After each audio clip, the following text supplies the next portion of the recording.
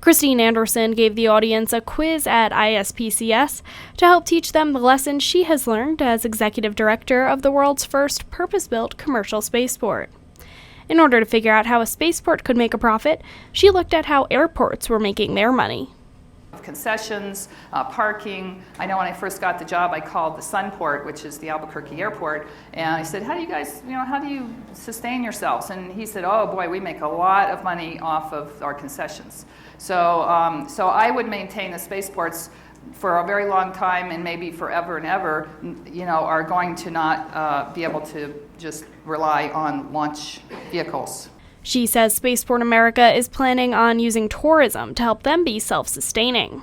We think it's a great place to visit, southern New Mexico, and Spaceport America is pretty cool, and our tenants are doing really cool stuff out there. But everybody's different, but they do have to have a way to make some money other than launch. Anderson also thinks the spaceport will bring more people to southern New Mexico, like the airports did for other areas.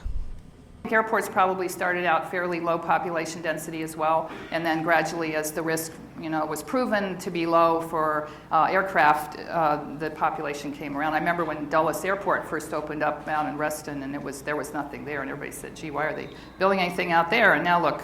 She said any growth in the industry is a good sign, and she is not worried about other spaceports opening up throughout the country.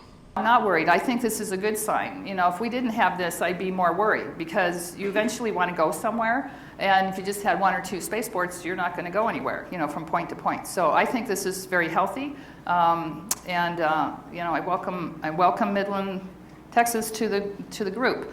Anderson said Spaceport America plans to be fully operational by 2016.